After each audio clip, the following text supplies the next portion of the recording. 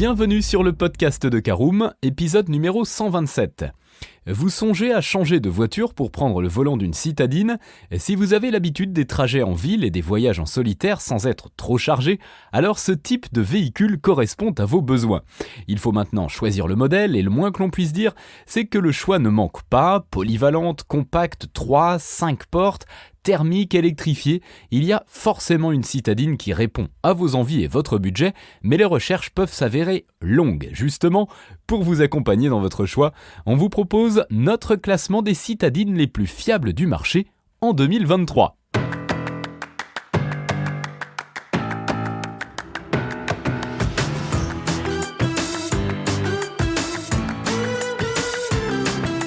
Bonjour et bienvenue dans un nouvel épisode du podcast de Caroom, le podcast dans lequel on vous partage notre expertise dans le domaine de l'automobile. Mandataire, voitures neuves et d'occasion, importation, démarches administratives, essais, bons plans et nouveautés, on décortique tous les sujets ensemble pour répondre au mieux à toutes vos questions sur l'automobile. Caroom, c'est un comparateur de voitures neuves, d'occasion et de leasing, mais aussi un guide d'achat qui vous accompagne et vous conseille dans toutes vos démarches automobiles. Bonjour à tous et ravi de vous retrouver cette semaine pour un nouveau numéro de votre podcast automobile préféré Caroom. Au sommaire, nous verrons en première partie ce que l'on entend par citadine fiable. En deuxième partie, le top 10 complet des citadines les plus fiables. Et nous terminerons ce podcast par l'essentiel à retenir. Ouvrons tout de suite notre première partie. Qu'entend-on par citadine fiable ? Eh bien, les citadines font partie des véhicules préférés des Français. Il n'y a qu'à voir le podium des meilleures ventes de l'année pour le comprendre. Elles sont maniables et pratiques pour affronter la jungle urbaine, mais aussi adaptées aux plus longs trajets sur route, le tout affichant de faibles consommations. En outre, 4 personnes seront à l'aise dans une citadine et selon le modèle, elles pourront même profiter d'un volume de coffre jusqu'à 300 litres pour y stocker leurs affaires. Les citadines sont aussi très tendance et elles embarquent bien sûr les dernières technologies et aident à la conduite. Parmi les nombreux critères disponibles pour choisir votre citadine, la fiabilité et la qualité sont évidemment très importantes et vous permettront de profiter de votre voiture sans problème. C'est pourquoi nous vous proposons ce comparatif. Pour le faire, nous nous sommes basés sur nos essais auto, les enquêtes de nos confrères et bien sûr les avis des automobilistes qui prennent tous les jours le volant des citadines. Votre future petite voiture figure peut-être dans notre classement. En aparté, si vous hésitez entre une Renault Clio et une Peugeot 208, rendez-vous sur notre site pour connaître le comparatif. Allez, c'est parti pour notre deuxième partie. On ouvre le top 10 avec à la 10e place des citadines les plus fiables de notre classement, on trouve la Dacia Sandero, récemment renouvelée pour une 3e itération. La citadine appartenant au groupe Renault est d'ailleurs la moins chère du marché puisqu'elle est disponible dès 11 490 €. Profitant d'un empattement de 2,604 mètres, la roumaine rejoint régulièrement le top des ventes dans l'Hexagone et ses motorisations essence et GPL séduisent les automobilistes. Ces derniers apprécient également le confort de conduite, la dotation, l'intérieur spacieux malgré le petit gabarit et la faible consommation.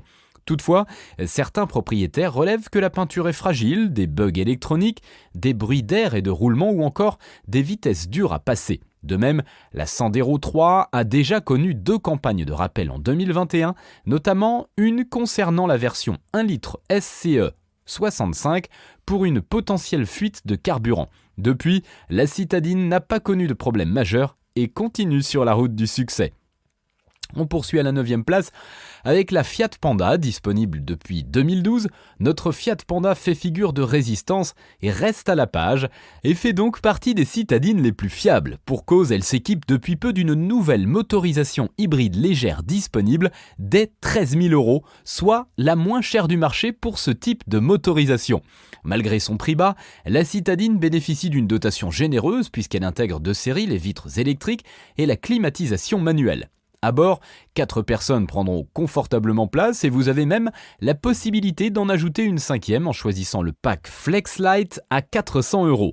Vous pourrez ranger vos courses et autres affaires dans le coffre de 225 litres, un volume généreux au vu du gabarit du véhicule. Côté fiabilité, la Fiat Panda jouit d'une très bonne réputation puisque la 3e génération n'a pour l'heure connu aucun souci grave et récurrent.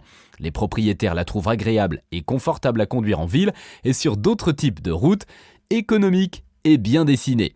Certains ont tout de même signalé des bruits parasites dans la planche de bord ou dans les portières et des dysfonctionnements au niveau du start and stop. La plupart des soucis sont néanmoins isolés, minimes et facilement résolus. Allez, on passe à notre 8e place. On trouve la Honda Jazz, une alternative intéressante aux citadines conventionnelles. Renouvelée en 2020 pour une 4e génération, la citadine conserve sa silhouette de petit monospace et toutes ses qualités. Désormais uniquement disponible en hybride en Europe, elle s'échange à partir de 24 050 €. À ce prix-là, vous profitez notamment du mode Econ pour faire des économies de carburant en roulant, de plusieurs aides à la conduite et d'un écran tactile 9 pouces compatible Android Auto et Apple CarPlay. Parmi ses atouts, les propriétaires apprécient la consommation faible, le côté monospace qui offre de l'espace et du confort, 304 à 1205 litres de chargement et la conduite sécurisante. La citadine Jazz confirme une nouvelle fois le statut de marque fiable de Honda puisque parmi les avis que nous avons épluchés, aucun problème majeur n'a été signalé par les propriétaires qui s'avèrent tous ravis de leur achat. Si certains regrettent néanmoins un design qui passe inaperçu, cela n'a rien à voir avec la fiabilité. Allez, on reste sur le continent asiatique pour notre 7e place. On se rend cette fois-ci en Corée du Sud avec Hyundai et sa citadine i10 qui en est actuellement à sa 3e génération. Par rapport au précédent modèle, celui-ci n'intègre pas de motorisation hybride et reste 100% thermique malgré le contexte actuel. Cette itération gagne néanmoins en personnalité et en modernité avec un design complètement revu à l'extérieur tandis qu'à l'intérieur, la micro-citadine peut embarquer 4 ou 5 places contre respectivement 12 940 et 18 050 €. Un avantage par rapport à ses concurrentes donc. Dès l'entrée de gamme, l'i10 est bien équipée puisqu'elle intègre les vitres électriques, le régulateur et le limiteur de vitesse ou encore l'assistance active au maintien de voie. Au rayon de la fiabilité, les propriétaires parlent tous en bien de leur citadine, que ce soit au niveau de la consommation, du confort de conduite en ville et sur route ou de l'insonorisation.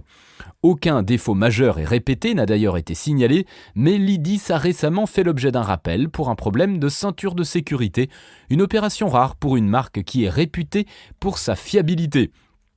On poursuit sur le continent asiatique avec cette fois-ci un autre constructeur coréen, Kia, et sa citadine Rio. Disponible dès 16 790 €, la citadine polyvalente embarque des motorisations essence et hybride simples pour répondre à tous les besoins. Sa ligne classique mais agréable à l'œil fait d'elle un modèle à considérer si vous souhaitez vous démarquer des populaires 208, Clio et autres C3. Comme pour les autres modèles Kia, l'entrée de gamme de la Rio est généreuse et elle inclut la climatisation, les vitres et rétroviseurs électriques ainsi que l'assistance au démarrage en côte, sans parler de son volume de coffre de 325 litres qui ne craint pas la concurrence. Là encore, les propriétaires de la citadine sud-coréenne ne relèvent aucun problème majeur qui l'immobiliserait totalement, mais ils notent de petits défauts.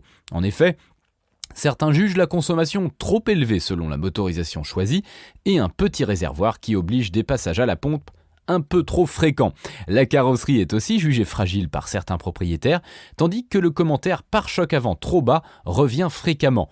Néanmoins, ces défauts n'impactent pas le confort global et la fiabilité mécanique de la citadine, dont la marque est souvent citée parmi les meilleures en la matière. À la 5e place de ce classement, on retrouve la Mazda 2. Si elle n'a pas vraiment la cote dans l'Hexagone face au trio français qui rafle tout sur son passage, la Mazda 2 est une citadine polyvalente remplie de qualité et fiable. Commercialisée depuis 2015, la 3e génération de Mazda 2 n'a pas pris une ride et se dote désormais de motorisation hybride légère et essence de 90 à 115 chevaux pour 19 700 €. La finition de base élégance inclut l'essentiel, à savoir la climatisation, les vitres électriques, plusieurs assistances à la conduite et la compatibilité Apple CarPlay et Android Auto. Côté style, la Mazda 2 affiche des lignes dynamiques et homogènes alors que l'intérieur est plus austère mais de très bonne facture. D'après les avis que nous avons consultés, les propriétaires de Mazda sont dans l'ensemble satisfaits et n'hésitent pas à louer ses qualités. De même, aucun problème mécanique grave n'a été signalé, bien que plusieurs modèles de la gamme, dont la Mazda 2, aient fait l'objet d'une campagne de rappel pour remplacement de la pompe à carburant susceptible de se déformer.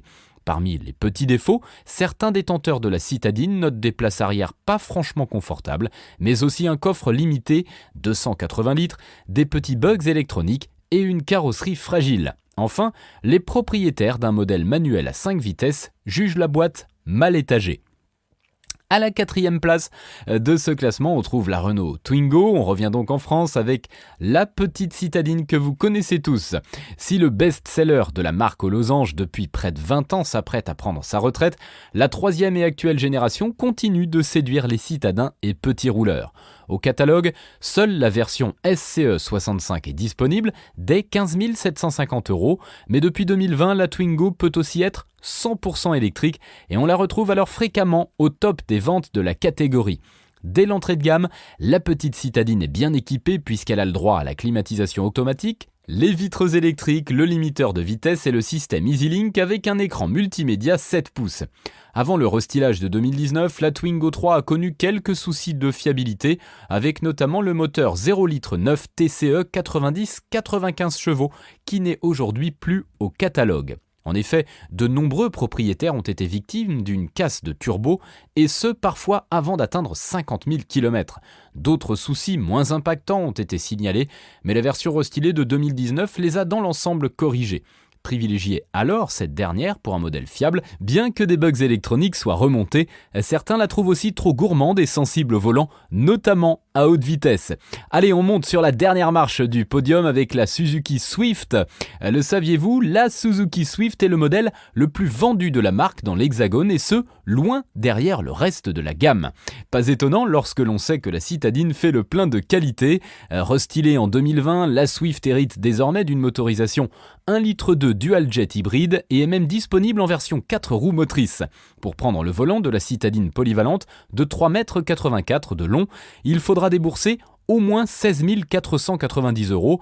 À ce prix-là, vous bénéficiez de plusieurs aides à la conduite, des vitres électriques, de sièges réglables en hauteur ou encore de la connectivité Bluetooth. Selon les propriétaires, la Suzuki Swift profite d'une faible consommation. Elle est confortable et agréable à conduire en ville, mais aussi sur de plus longs trajets. Ils sont également agréablement surpris de l'habitabilité de la citadine qui s'avère spacieuse malgré son gabarit. Rappelons que le volume de coffre atteint 265 litres. En revanche, si aucune panne majeure ou immobilisante n'a été signalée, la Suzuki Swift a quand même quelques défauts. Certains automobilistes trouvent en effet la carrosserie fragile à l'instar du plastique utilisé dans l'habitacle. L'amortisseur est jugé trop raide, ce qui fait que l'on ressent rapidement les défauts de la chaussée. Enfin, et comme les modèles précédents, quelques bugs électroniques sont à noter au niveau du GPS ou encore de la commande vocale. À la 2e place de notre classement, on trouve la Toyota Yaris, la citadine hybride élue voiture de l'année en 2021. La 4e et nouvelle génération laisse place à un design plus expressif et moderne qui fait son charme. La Yaris 4 figurant parmi les meilleures ventes de l'année. Compacte, 3,94 m de long, la citadine offre un bel espace à bord et on s'y sent immédiatement à l'aise. Quant à la présentation, elle est classique mais bien finie et on dispose de nombreux rangements pratiques au quotidien. Pour prendre le volant de la Toyota Yaris, il faudra débourser au moins 19 500 € pour l'entrée de gamme dynamique avec le 1 litre VVTi 72 chevaux essence. Mais que vaut vraiment la citadine ? Eh bien, selon les propriétaires, la Yaris 4 offre de bonnes accélérations tandis que la consommation est bien maîtrisée. Elle est également bien équipée, surtout dans les finitions hautes. D'ailleurs, en lisant les avis, on remarque que de nombreux automobilistes sont passés d'une ancienne génération de Yaris à la dernière en date, preuve qu'il s'agit d'un modèle fiable. En effet, aucune panne moteur majeure n'a été signalée. Néanmoins, certaines indiquent des bruits d'air et de roulement et trouvent que la citadine a une sensibilité au vent fort, poids plume oblige. Les aides à la conduite sont aussi jugées intrusives par plusieurs propriétaires qui rencontrent aussi quelques bugs électroniques. Enfin, et certainement le point le plus important, plusieurs propriétaires rapportent que la batterie auxiliaire ne fonctionne plus si le véhicule est immobilisé pendant 10 jours ou plus, ce qui fait qu'il ne peut plus démarrer. Enfin, à la première place de notre classement des citadines les plus fiables en 2023, on trouve la Citroën C1.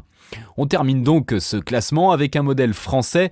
Bien que la petite citadine ne soit plus en production depuis le début de l'année, elle reste disponible en stock. D'ailleurs, sachez qu'elle partage la même base technique que la Peugeot 108 et la Toyota Aygo, les citadines étant donc quasi identiques. Revenons Au modèle qui nous intéresse, la C1 disponible dès 12 350 €, elle s'avère idéale pour les voyageurs solitaires qui affrontent la jungle urbaine, d'autant plus que seul le 3 cylindres 1 litre VTI atmosphérique de 72 chevaux est proposé au catalogue. La Citroën C1 5 portes permet de loger confortablement jusqu'à 4 personnes dans un habitacle qui date un peu, notamment en ce qui concerne la connectivité. La présentation se montre tout de même joviale puisque plusieurs couleurs sont disponibles. Parmi ses qualités, la petite citadine fait un véritable bond en avant par rapport à la première génération, et ce sur plusieurs points: consommation, agrément de conduite, performance, confort, etc. De même, elle ne rencontre que très peu de problèmes de fiabilité puisque la dernière version a corrigé de nombreux soucis techniques. Toutefois, la majorité des propriétaires trouvent le volume de coffre un peu juste, 196 litres seulement, et regrettent que les vitres arrière ne puissent pas s'ouvrir entièrement. Certains ont rencontré des problèmes au niveau de la serrure de coffre, ce qui peut empêcher son ouverture. Ces derniers ont d'ailleurs fait l'objet d'une campagne de rappel officielle. Sinon, d'occasionnels bugs électroniques sont relevés, tandis que l'insonorisation n'est pas la meilleure et des vibrations du 3 cylindres peuvent parfois se faire ressentir en conduite. Voilà, c'est l'heure de l'essentiel à retenir de ce podcast. Vous savez désormais quelles sont les citadines les plus fiables du marché parmi tous les modèles disponibles. Plusieurs marques, notamment asiatiques, sont réputées pour leur fiabilité et commercialisent alors des voitures sûres, agréables à conduire et remplies de qualité. 2 petits modèles français apparaissent également au classement, tandis que l'on retrouve des motorisations classiques thermiques, mais aussi de plus en plus d'hybrides et d'électriques avec la Renault Twingo e-Tech par exemple. Il ne vous reste plus qu'à choisir celle qui répondra à vos besoins et votre budget.